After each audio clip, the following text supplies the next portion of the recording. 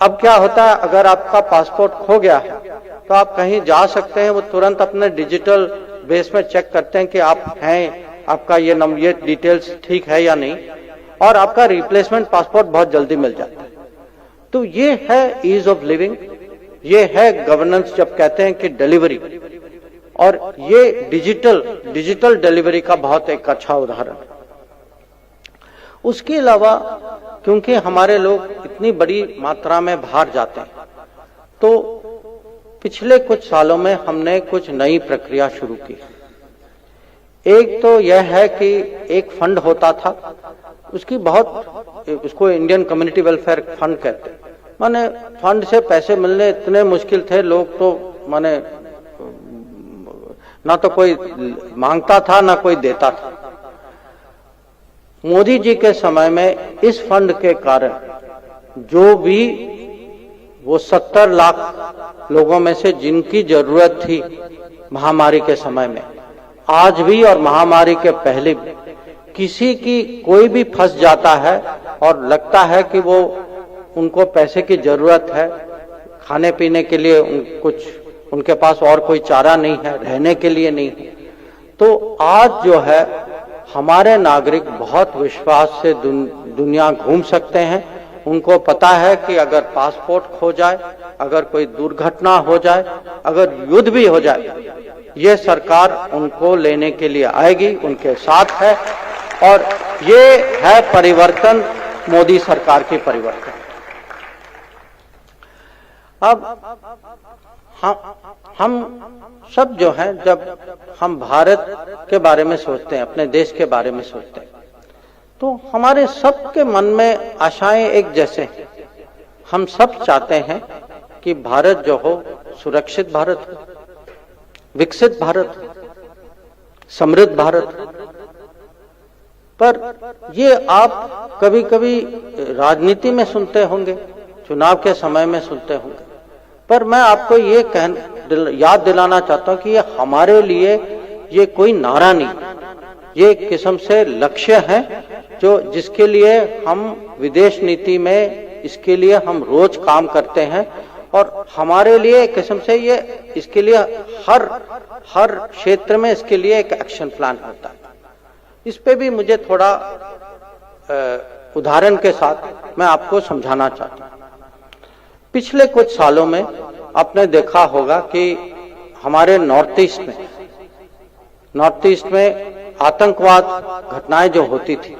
वो कम हो गई। इसका बहुत बड़ा कारण यह है कि हम जो हैं 2015 में बांग्लादेश के साथ एक हम सीमा पे जो लैंड बाउंड्री एग्रीमेंट कर पाए,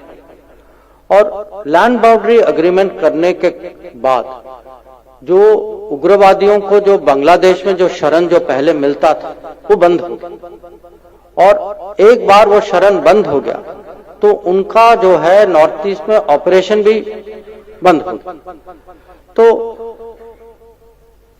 मैं ये एक उदाहरण देना चाहता हूं कि देखिए कूटनीति के कारण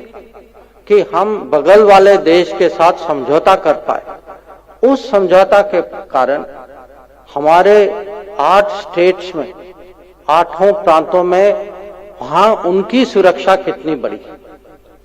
पर मैं दूसरा उदाहरण देता हूं आपको। आप सब जानते हैं कि हमारे एक पड़ोसी हैं जो माने एक किस्म से जैसे हम आईटी के एक्सपर्ट हैं, इंफॉर्मेशन टेक्नोलॉजी के, वो इंटरनेशनल टेररिस्ट के एक्सपर्ट हैं। हाँ?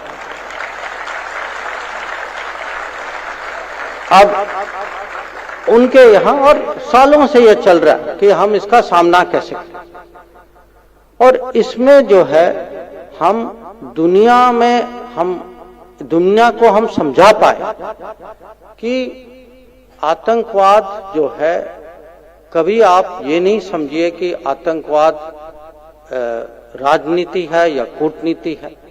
आतंकवाद है, आज हमारे खिलाफ किया जा रहा है, कल आपके खिलाफ ये होगा, और दुनिया अब समझ चुकी है। आपने देखा होगा कि आजकल आतंकवाद पर दुनिया जो है, जो पहले जो मानती थी कि हाँ कहीं और हो रहा है तो हमें क्या परवाह है इसमें, अभी इसमें हम दुनिया को एक किस्म से साथ लाने में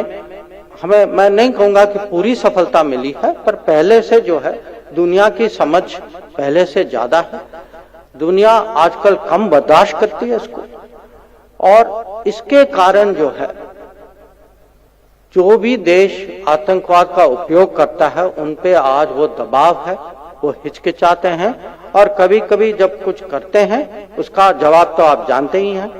तो ये भी एक मैं कहूंगा कि कूटनीति का एक उदाहरण।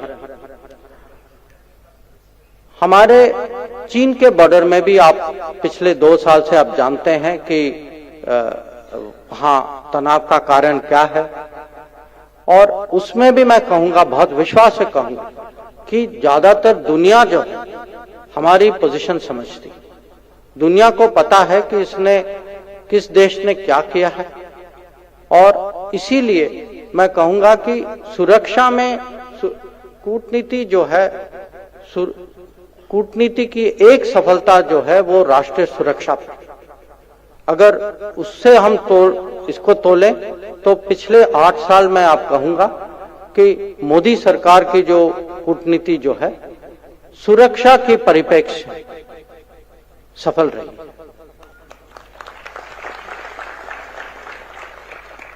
अब विकसित